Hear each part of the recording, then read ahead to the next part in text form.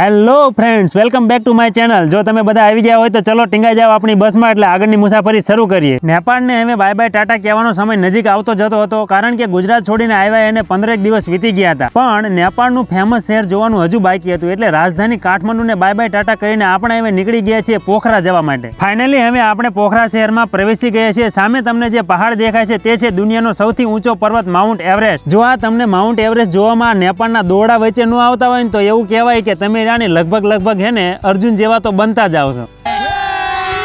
તો આપણી ટીમ હવે બેસી ગઈ છે બનાવવા માટે રસોઈ। નેપાળમાં આવું તીખું તમતમતું ગુજરાતી ખાવા મળે એને નસીબ જ કહેવાય। બરાબરનું દબાવીને ખાઈ લેવાનું પછી જ ફરવા નીકળવાનું, કારણ કે ભૂખ્યા ભજન ન થાય મારા વાલા।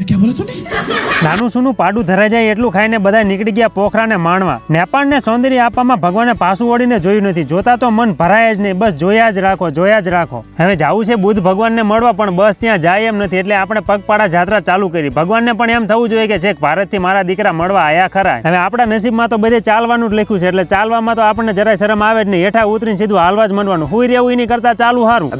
હવે જુઓ તમને પેલો સફેદ સ્તૂપ દેખાય છે ને દૂર ત્યાં આપણે જવાનું છે। હજુ આપણે અડધું અંતર કાપ્યું છે ને અડધું અંતર કાપવાનું બાકી છે। વચમાં આ જો કુદરતી સૌંદર્યને માણતા હાલું જવાનું અને મજા। તો આપણે પહોંચી ગયા છીએ સ્તૂપ અને ભગવાન બુદ્ધના દર્શન કર્યા। દુનિયાના શાંત સ્થાનોમાં આ સ્થળની ગણતરી થતી હશે એવું મને લાગે છે, કારણ કે અહીં બોલવાની પણ મનાઈ છે। રાષ્ટ્રીય પોજમાં થોડાક ધડાધડ ફોટા પાડી નાખ્યા પછી ઉપડી ગયા ભોળાનાથની ભેટ કરવા માટે। ભોળાનાથ ભવિષ્ય જાણતા જ હતા કે આવનારી માણસ જાત વિડીયો અને રીલ્સના ચક્કરમાં શાંતિથી બેસવા નહીં દે, એટલે એમણે ઊંચા પહાડ પર જ બેસવાનો નિર્ણય લીધો। પણ અમે રહ્યા ભોળાના ભક્તો, એટલે અમે અહીંયા પહોંચી ગયા અને ભગવાનના દર્શન કર્યા। અહીં ભગવાન ખાલી એકલા નથી બેઠા, પણ ફૂલ ફેમિલી સાથે બેઠા છે, અને સ્થળ તો એવું પસંદ કર્યું છે ને કે શાંતિની વાત કરીને તો કે જગ્યામાં કઈ ઘટે એમ નથી। અમુક ભોળાનાથના ભક્તો છે તો અમુક રીલ્સના ભક્તો છે, એટલે અમુક રહ્યા દર્શન કરી રહ્યા છે, અને બાકીના જે બધા છે એ પોતાના મોબાઈલમાં રીલ્સ બનાવવામાં વ્યસ્ત છે, તમે જોઈ શકો છો। નેપાળના પોખરા શહેરથી દૂર પહાડો પર આવેલું આ ભગવાન શિવનું મંદિર એટલું બધું મસ્ત છે અને વાતાવરણ એટલું આહલાદક છે કે દુનિયાના વિવિધ દેશોમાંથી લોકો અહીં પ્રવાસે આવે છે। સામે જે તમને પહાડ દેખાઈ રહ્યા છે તે માઉન્ટ એવરેસ્ટના પહાડો છે, અને આ છે ભગવાન શિવનું ડમરું, અને આ ભગવાન શિવની ઊંચી પ્રતિમા છે, અને ભગવાન શિવના આશીર્વાદ મેળવી લીધા। હવે આપણે અહીંથી નીકળીશું અને જઈશું પોખરાની સુંદરતામાં 4 ચાંદ લગાવતા તળાવમાં, જે પોખરા લેક સાઈડ તરીકે ઓળખાય છે। અમે હવે પહોંચી ગયા છીએ તળાવમાં। હોડકું ભાડે કર્યું છે। હોડીવાળાને કીધું ભાઈ તું હવે આરામ કર, હોડી તારો ભાઈ ચલાવશે। ચલો ભાઈ દેખો અબ મેં ક્યા કરતા હું। હવે મામલો મેદાને પડ્યો છે। હોડીને હંકારીને તેના મુકામ સુધી પહોંચાડવાનું બીડું ઝડપ્યું છે। બીડું ઝડપતા તો ઝડપી લીધું, પછી ખબર પડી કે આ તો ઉડતું લીધું ઈલા। રીલ્સ બનાવવાના ચક્કરમાં ફેંટ આવી જવાના છે, પણ હવે વાત ત્યાં સુધી પહોંચી ગઈ છે કે ભાગું તો મારી ભોમકા લાજે, નો ભાગું તો ડેશ। ખાલી જગ્યા તમે હાથે પૂરી લેજો, સમજ રહ્યો?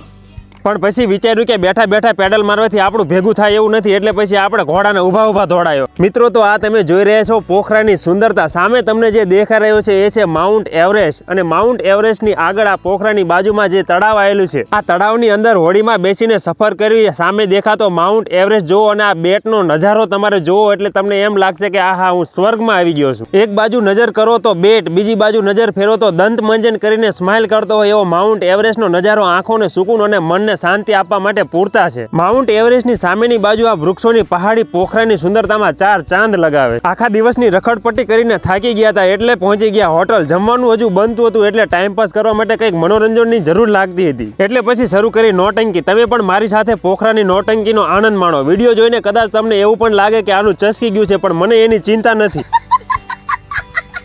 તો માણો હવે પોખરાની મજા મારી સાથે।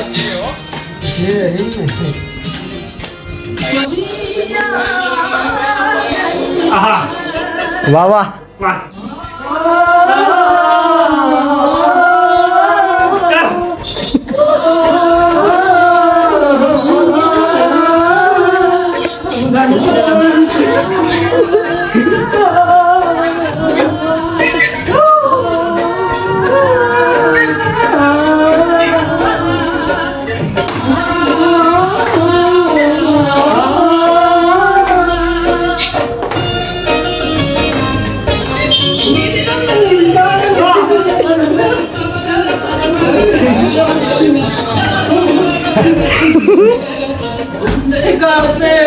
सुहाना लगता है, दुल्हन का सेहरा सुहाना लगता है, दुल्हन का तो दीवाना लगता है, दूल्हे का सेहरा सुहाना लगता है।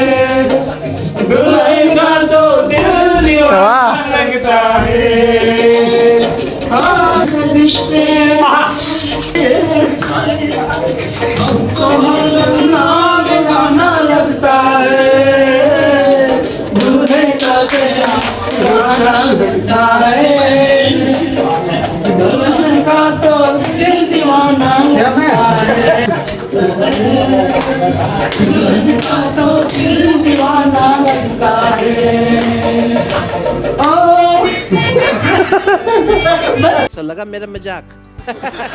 સંગીતનો કાર્યક્રમ પૂરો કરીને જમવાનો પ્રોગ્રામ પૂરો કરી લીધો. જમીન તરત સૂઈ ગયા કારણ કે વહેલા 4 વાગે ઉઠીને ઉગતા દાદાને જોવા જવાનું હતું. 10 કિલોમીટરનો પહાડી રસ્તો કાપીને અમે પહોંચ્યા સારંગકોટ વ્યૂ પોઈન્ટ પર. ચારે બાજુ નજર કરો તો અંધકારે એને જાદુ પાથર્યો હતો. લાઇટોના ઝગમગાટમાં પોખરા શહેર વધારે સુંદર લાગતું હતું. અમે એટલી ઊંચાઈ ઉપર હતા કે ઉપર અને નીચે બંને તરફ જાણે તારાઓ ચમકતા હોય એવું પ્રતીત થતું હતું. આટલી કડકડતી ઠંડીમાં અમે ઠૂંઠવાતા સૂરજ દાદાના ઉગવાની રાહ જોઈને બેઠા હતા. વહેલા પરોઢિયે 5 વાગ્યા મને આવી ઠંડીમાં સુસવાટા મારતા પવનમાં અમને દાદાની કિંમત સમજાતી હતી. ઘડીક તો થયું હોટલના ધાબા પર 8 વાગ્યે ઉઠીને દર્શન કરી લીધા હોત તો સારું હતું. देखा आपने लापरवाही का नतीजा है। પણ કહેવાય છે ને કે ધીરજના ફળ મીઠા. તમારે કંઈક પ્રાપ્ત કરવું હોય, કંઈક નજારો જોવો હોય તો તમારે થોડું ઘણું સહન કરવું પડે. તો હવે અમને ફળ મળવાનું હતું. દુનિયાના સૌથી ઊંચા પર્વત પાછળથી જ્યારે સૂરજ દાદા પોતાની આગવી અદાથી નીકળ્યા ત્યારે થયું કે આટલી કડકડતી ઠંડીમાં જે કંઈ સહન કર્યું ને એ બધું વસૂલ એમ. સૂરજ દાદાના તેજ કિરણોથી આખો માઉન્ટ એવરેસ્ટ ચમકતો હતો. આ નજારો જ કંઈક અલગ છે. જ્યાં સુધી આવો ફોટો ન પડાવી ત્યાં સુધી સમાજ આપણને સ્વીકારે નહીં. એટલે મેં પણ આવો ફોટો પડાવી લીધો.